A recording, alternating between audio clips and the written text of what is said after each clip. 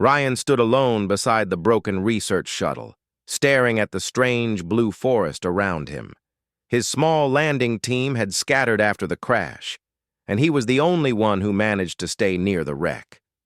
Smoke rose into the sky in a thin line, and every strange creature in the glowing forest watched him with bright, curious eyes. He tightened the straps of his survival pack and tried to stay calm. Humans were used to danger, but this planet was different.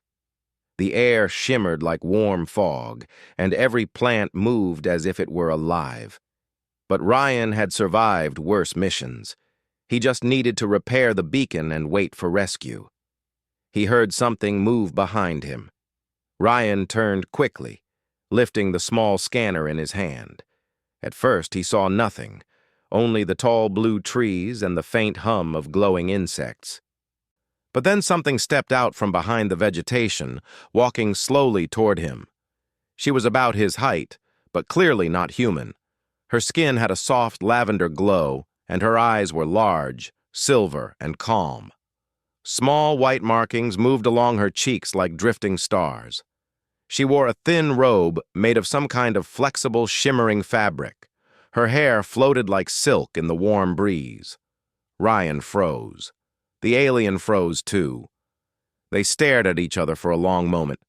She lifted her hands to show she carried no weapon. Then she spoke, her voice soft and clear, though accented. "You, human," she said. "Injury? Fear?" Ryan blinked. No, I'm fine.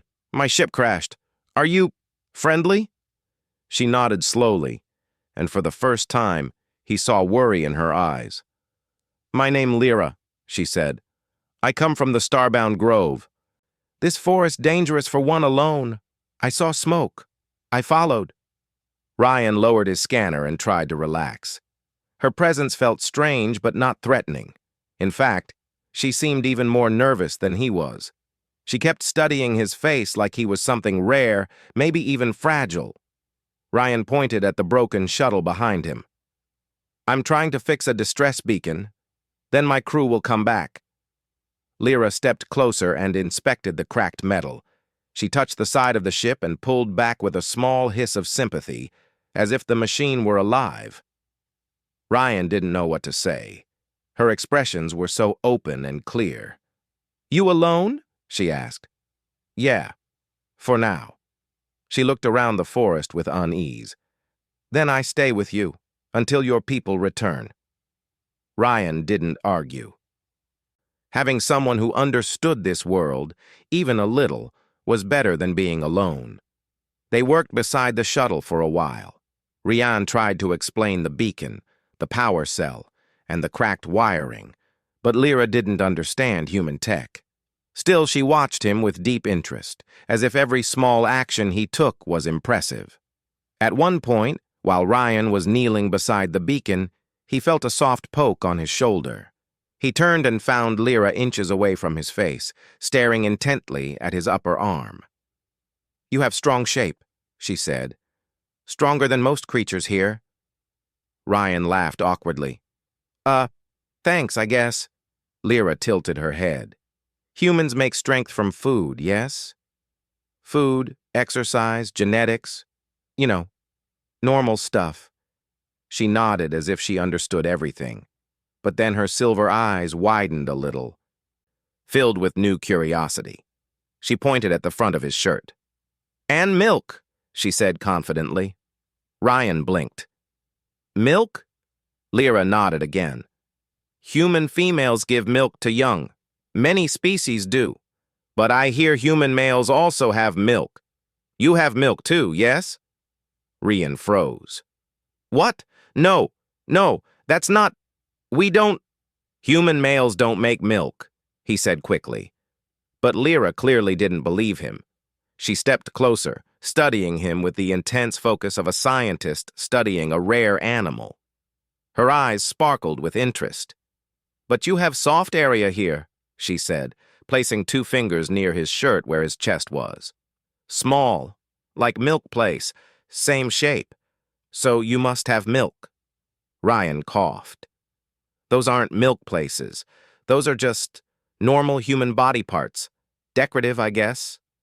Lyra's eyes widened again in shock. Decorative milk places? Ryan covered his face with one hand. No, no milk, no decoration, just biology. She didn't look satisfied, not even a little. Instead, she leaned forward, grabbed the edge of his shirt gently and pulled it outward. Ryan nearly jumped. Whoa! Hey, what are you doing? I check, she said, completely serious. Maybe human male, shy, maybe milk sacred, but I must confirm. Confirm what? If you have milk. Ryan almost fell backward. I just told you I don't. But Lyra seemed convinced only by evidence, not words. She tugged at his shirt again, trying to peek underneath like a curious child trying to understand a new creature. Her movements were gentle, not improper, just deeply confused. Ryan stepped back quickly. No checking, no lifting shirts. But why? She asked, confused. This is normal test. Many species test milk ability. Not secret thing. For humans, very secret thing, Ryan said, flustered. Lyra stepped back, embarrassed. Her cheeks glowed faintly brighter. I did not know. I am sorry. I think human male hide nothing. Your people always proud, always bold. I thought maybe you show. Ryan sighed and rubbed his forehead. Humans are bold, but not about that. Lyra nodded slowly, now looking worried that she had offended him.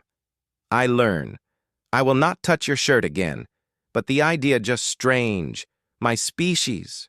Our males also give milk sometimes. Not much. Only for comfort of young. I think maybe humans same. Ryan blinked. Your males give milk? Yes, she said softly. Only when needed. Our bodies change for family. He paused, realizing her misunderstanding came from a place of biology. Not anything improper.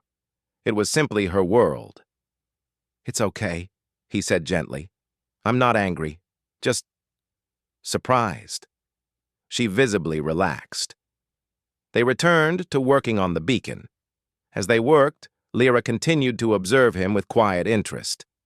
Only now she kept her hands respectfully to herself. But she still asked questions. Every few minutes her soft voice would break the silence. Human bones strong? You run far without rest? Do humans glow when happy? Or only when angry? Human heart. Does it beat loud? I hear it earlier. Maybe you frightened? Ryan tried answering each question as simply as possible. She listened like every word was treasure. The forest around them shifted with strange sounds. Small, glowing creatures moved through the branches. Ryan glanced at them worried, but Lyra never looked scared. She kept watching the forest carefully, almost protectively. And then he noticed something. Whenever a creature got too close, Lyra would subtly step between him and it, her body tensing in a defensive way. She angled her shoulder, shifted her stance, lowered her center of gravity, all small, natural moves. She was protecting him. Ryan felt a strange warmth in his chest. Lyra didn't act like a stranger. She acted like someone who had decided he mattered. Maybe because he was alone. Maybe because he was hurt. Maybe just because he was human. Something rare on this world. As the second hour passed, the sky grew darker. The forest glowed brighter, and the air rippled like moving water as night creatures woke up. Lyra looked upward and frowned. Night comes, not safe to stay outside, the forest becomes alive. Ryan felt a chill. How alive? She looked at him seriously. Alive enough to hunt. Ryan swallowed. Lyra stepped close to him, her silver eyes steady and calm. You stay with me tonight. I bring you to my shelter. It's safe. I will guard. That's very kind, Ryan said quietly. She nodded. You human, you alone. I will not let the forest take you. And when she said it, Ryan believed her completely. They gathered his tools, turned off the damaged beacon for the night, and began walking toward the glowing path deeper into the forest. Lyra stayed close to him, listening to every sound, her senses sharper than his. As they walked, she suddenly spoke again, softly, curiously. "But I still want to understand one thing," she said. Ryan sighed. "Please don't say milk again." She blinked. "But no."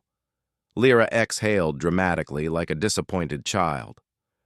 "Humans make everything confusing." Ryan laughed despite the danger around them.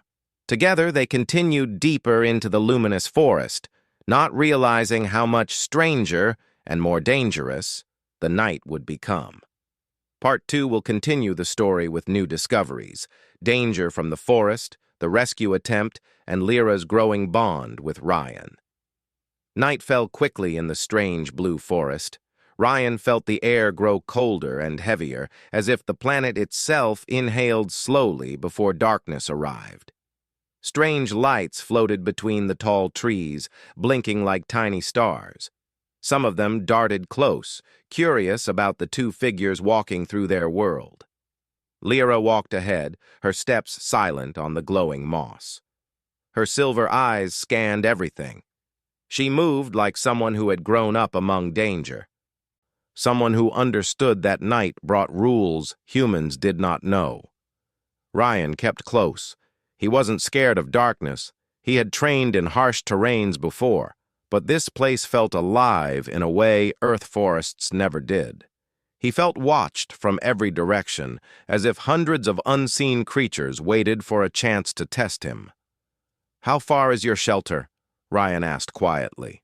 "Not far," Lyra whispered. "But do not speak loud. Night ears hear far. Some creatures hunt sound." Ryan instantly lowered his voice. She gave a small, approving nod. As they continued, a soft rustling sound came from the side. Ryan turned sharply, hand going to his small emergency knife. But Lyra lifted one hand to stop him. Her expression remained calm. "Do not attack. It only reacts to fear." "What it?" Ryan whispered.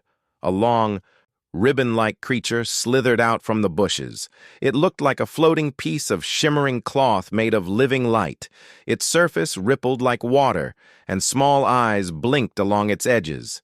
It moved gently past Ryan's legs, brushing him with soft warmth, then drifted away into the dark. Ryan exhaled slowly. "Okay, that was new." Lyra glanced back with a tiny smile. "Forest spirits. They watch travelers. If they like you, night becomes easier." "And if they don't like me?" Ryan asked. "Then we run," she said simply. Ryan hoped she was joking, but her expression was too serious.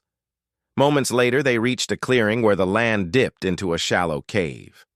The entrance was covered by thick hanging vines glowing with dim blue light.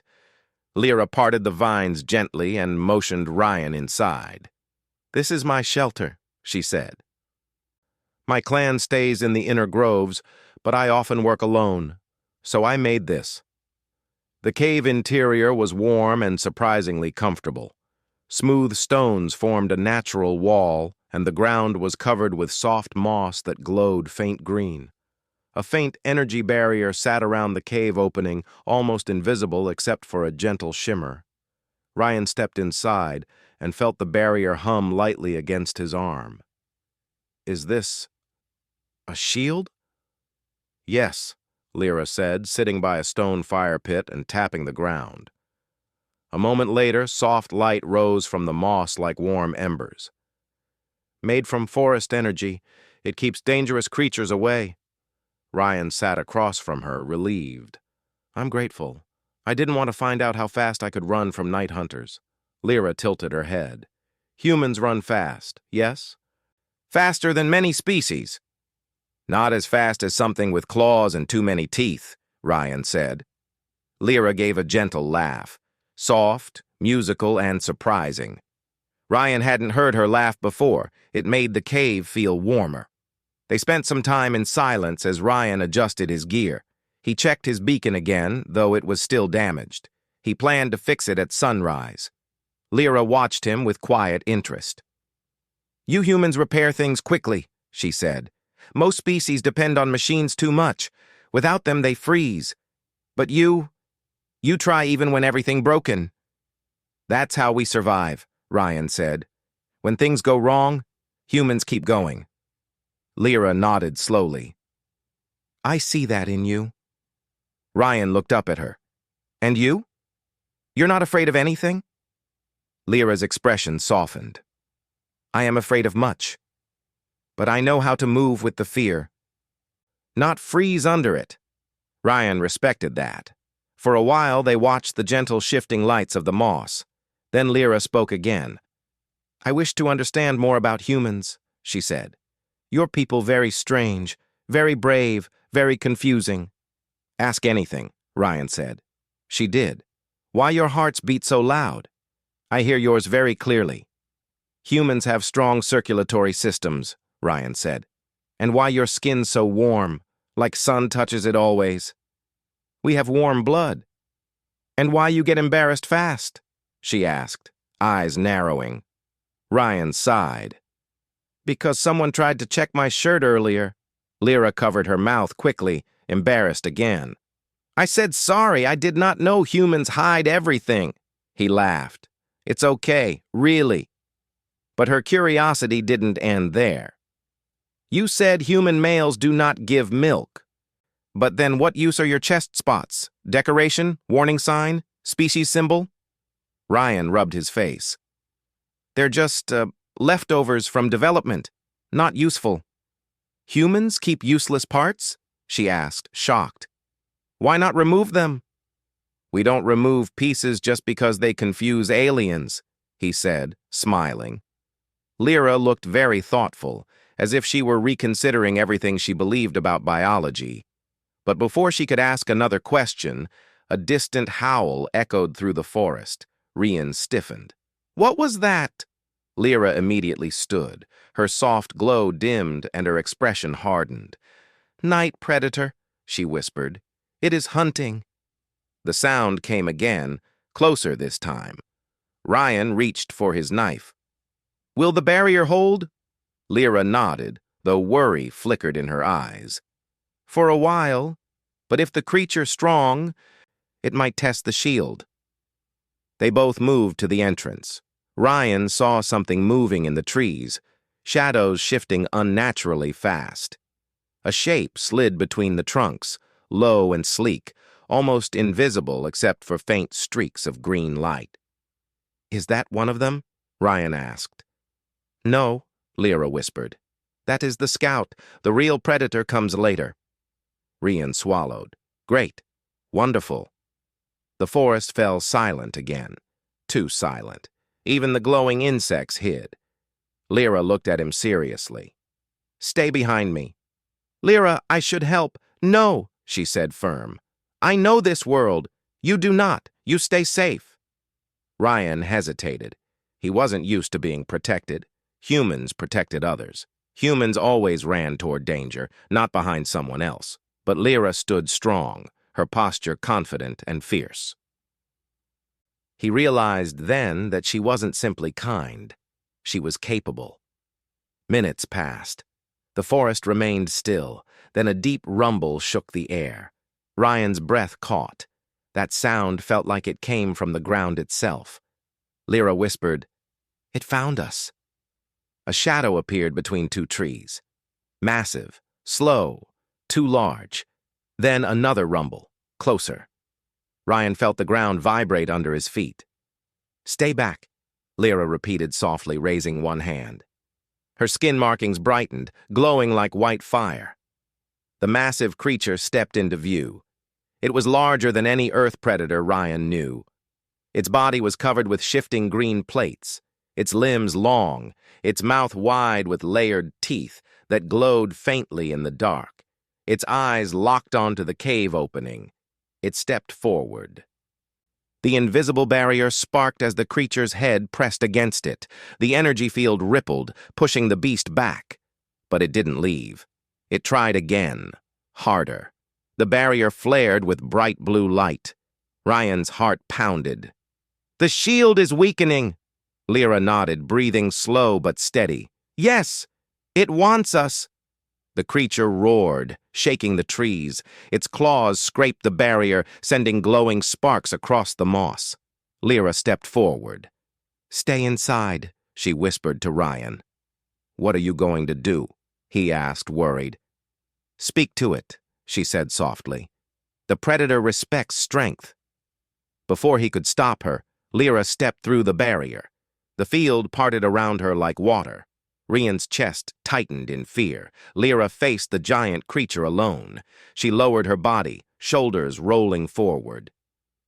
Her markings glowed brighter, and her eyes shone with fierce light. She looked nothing like the curious, gentle alien from earlier. She looked like a guardian. The creature snarled and lunged forward. Lyra stomped the ground. A wave of white light pulsed outward. The predator halted instantly. It shook its head, confused. Lyra took a step forward, fearless, and let out a sharp cry, a sound Ryan had never heard before. It was a warning. The creature hesitated. Lyra cried again, louder. Her voice echoed through the forest. The predator stepped back. Lyra advanced another step, markings blazing. The creature lowered its head, growling, but it no longer moved closer. After a tense moment, it slowly retreated into the trees, disappearing into the dark. Ryan realized he had been holding his breath. When Lyra stepped back through the barrier, he rushed to her. "Are you okay?" he asked. She nodded. "I am fine. The predator respects territory. I showed it this place is mine." Ryan stared at her in awe. "You just scared off a giant monster." She blinked innocently. "Is normal. For you, maybe," Ryan said, shaking his head. Lyra sat down again, breathing slower now. "I am glad you did not run out.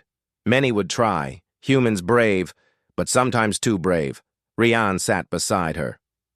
"You protected me again." She looked at him carefully. "Of course, you are my responsibility until your people come." Ryan felt warmth rise inside him. Responsibility. Yet her tone carried something deeper. Hours passed. The forest eventually quieted.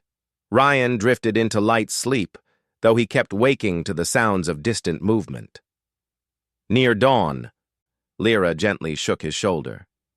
"Ryan," she whispered, "the sun rises. We repair the beacon now." Ryan stretched and nodded. They left the cave and returned through the glowing forest. The predator's tracks were still visible on the moss, but nothing followed them. At the crash site, Ryan began repairing the beacon again. Lyra helped by holding broken panels aside. Her fingers were delicate but strong. She asked fewer questions this time, more focused and serious. After an hour, Ryan smiled. "It's working." The beacon activated, sending a steady signal into the sky. Lyra looked up. "Your people will hear?" "Yes," Ryan said. "A rescue ship will come." Lyra's expression dimmed slightly, not sad exactly, but thoughtful. "Then you will leave?" Ryan paused. "Yeah, I have to return." She lowered her eyes. "I understand." He hesitated. "But I'll remember you and this place." Lyra touched the wreck gently. "And I will remember the strange human who said males have no milk." Ryan groaned. "Please don't make that my legacy." She laughed softly. "Too late." In the distance, a distant rumble echoed, different from the predators. Lyra tilted her head. "Your people come," she said. A small human rescue shuttle descended through the clouds, landing near the crash site. Human soldiers rushed forward. Ryan felt relief, but also something unexpected. Regret. He turned to Lyra. "Thank you for everything, for protecting me." Lyra looked at him with bright eyes. "Thank you for trusting me. Many would fear my kind." Ryan stepped closer. "Will I ever see you again?" She smiled gently. "Humans explore everything. You will return one day." A human medic called for Ryan. He started walking, then paused. "Lyra." he said softly. "Take care of yourself." She nodded once firmly. "And you, human." As he boarded the shuttle, he saw Lyra step back into the glowing forest. Her figure shimmered among the blue trees until she disappeared completely. But Ryan knew. He wasn't leaving this world unchanged. And somewhere in the forest, a curious alien with silver eyes would remember him too. Their worlds were different, but their meeting would not be forgotten.